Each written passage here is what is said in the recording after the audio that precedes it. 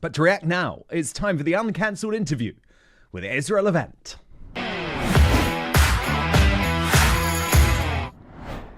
And it's a great pleasure today to be joined by the pioneering founder of Rebel News, a man who is a Canadian human rights activist, free speech advocate, big-time Justin Trudeau critic, and the host of the brilliant Ezra Levant show. And Ezra, it's great to have you here. So much to talk about today, but I just want to get your reaction first to what seems to be a complete capitulation by the new UK government in terms of controlling illegal immigration at all. In fact, it's almost like they want to pretend illegal immigration is no longer an issue. We're just going to call it irregular migration and allow all of these folk, as you well know, mainly young working age men, many criminals, to stay in the country.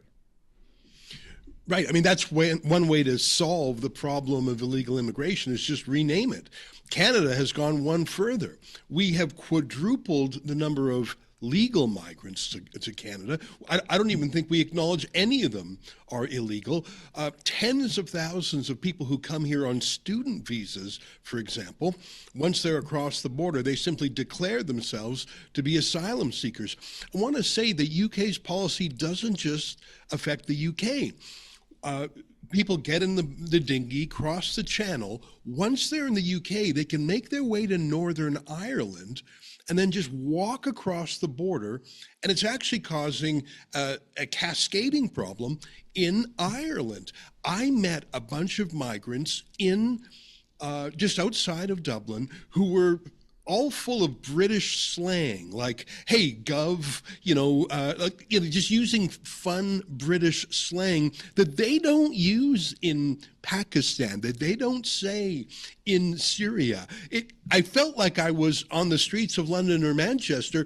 These fake refugees have been hanging out in the UK, and either they thought they might be sent to Rwanda in the past, I don't know, or they thought they could get a richer deal in Ireland, but now there are tens of thousands of fake refugees in that country that pass through the UK. It's crazy.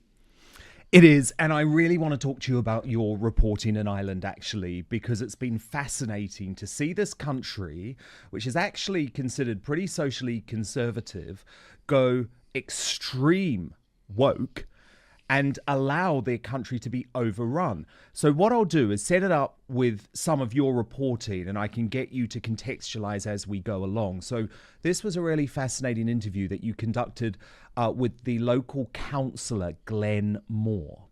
It feels like dark times, that your people are killing each other over something that we feel we should have control of.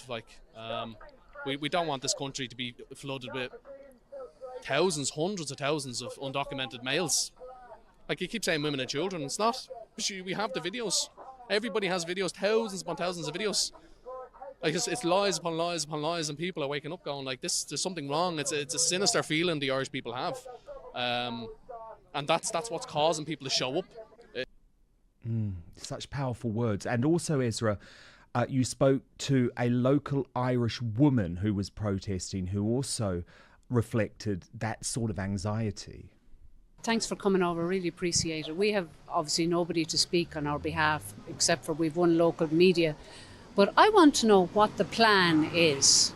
Bringing all these men into Ireland, young single men, putting them in a tent. What is the plan? And Ezra, how astonishing that it's you and it's Rebel News, a brilliant Canadian independent outlet that is giving a voice to the ordinary people of Ireland, because the MSM in both the United Kingdom and Ireland has become so corrupt. You know, I've traveled to probably half a dozen countries to see how mass migration is handled. I've been to the Netherlands. I've been to France. Of course, I've been to the UK. I have to say, Dan, that the Irish are the first community I've seen push back en masse. That city councillor you showed a moment ago, Glenn Moore, he's an elected city councillor. When he attended at a protest, he was pepper sprayed by police, but he didn't bend the knee. Let me just tell you a really quick story about that place. You probably saw those tall concrete blocks. There is an abandoned paint factory in Dublin that's huge and it's empty.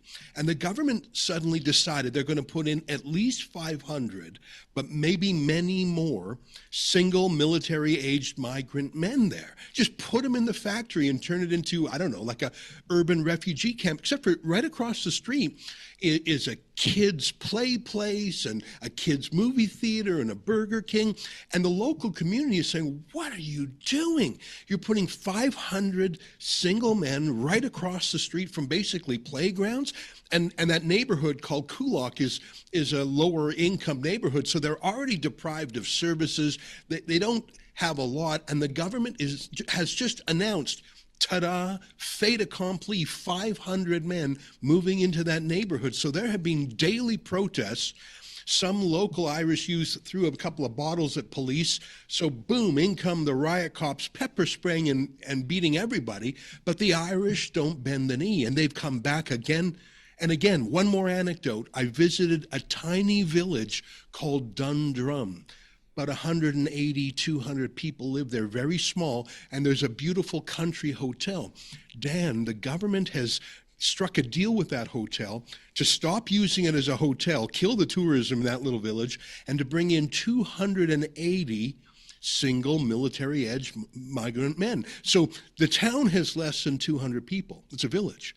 But the government has announced it's bringing in 280 migrant men. There's no consultation, there's no engagement, there's no appeal, there's no discussion. It's just in one fell swoop they will end centuries of Irish life in Dundrum, and this is happening all over Ireland. But I've mentioned I've studied this issue in half a dozen countries. Ireland is the first place I've seen fighting back in the way they are, and it's very interesting to see. And I bet you feel that way as a Brit. You're a lot closer to it. Indeed. And what was great is that you also tracked down some of these migrants. And while they didn't answer, I think they're part of the issue. They need to be given a chance to have a say. So this is what happened there. Aren't refugees usually women and children? Did you guys destroy your documents before you came over? I hear that happens a lot. That people get on a plane, but then they shred their documents. Did you guys do that? But first, you know I have promised to talk to you about products on this show that are actually life-changing. Now, this one is really fun, a little bit more personal, but let me tell you, the fellas watching are going to completely get it, and the ladies would do very well to treat their husband or boyfriend because it really is a game changer.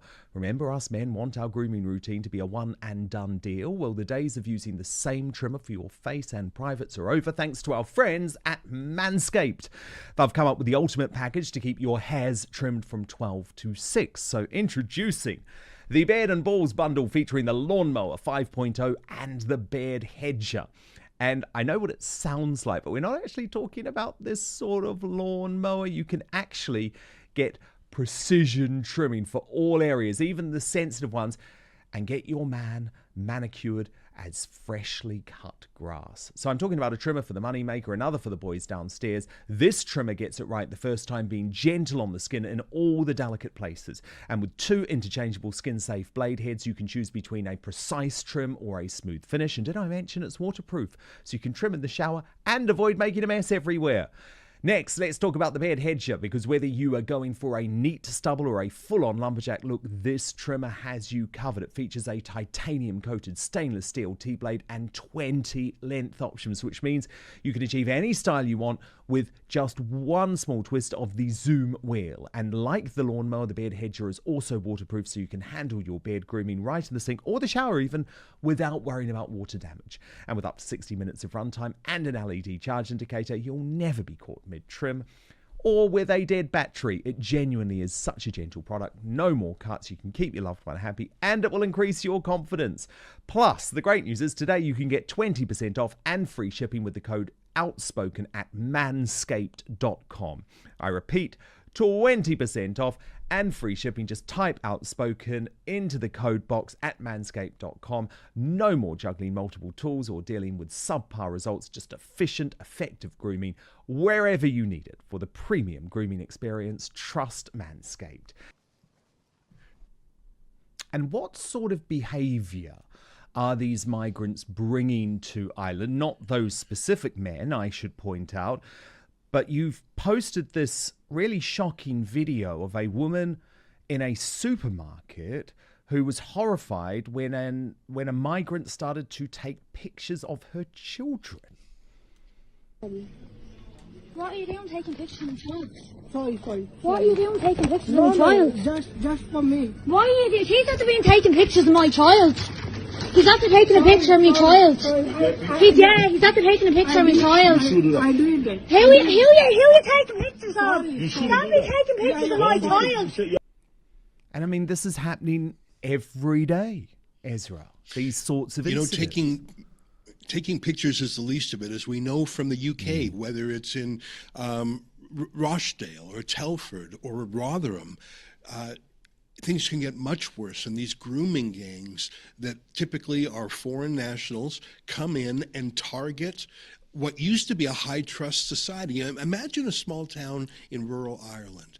Everyone knows everyone. You know what I mean by a high-trust society? Everyone looks out for each other. When we were in Dundrum, people said, "Who are you? What are you doing taking pictures?" Because we were filming the street, and even just filming the street, locals said, "Who are you?" And that might seem suspicious or paranoid, but that's how a town looks after itself. You bring in hundreds or thousands or hundreds of thousands or millions of foreigners who come from a low-trust society where women are not allowed out on the streets precisely because they'll be taken advantage of, where kids don't play out in the streets precisely because there are marauders. What we see is a clash between immigrants from a low-trust society being dumped, and I say dumped because they're just planting hundreds of them in this town of Dundrum. And the Irish, I think, are being erased, and I say that because they're the indigenous people of their land. The Irish never colonized anyone. The Irish, didn't move there. The Irish never took slaves. In fact, they themselves were taken as slaves by the Barbary pirates. So here you've got the local indigenous community that's been there for thousands of years, and they're saying, what is happening to us? And I don't understand why the Irish government, including nationalists like Sinn Féin, who I thought were so Ireland for the Irish, why is everyone trying to destroy the Irish nature of that country? That I do not understand, Dan. No, it is extraordinary that even Sinn Féin has gone woke on certain issues. Sort of a bit of a bizarre twist of events.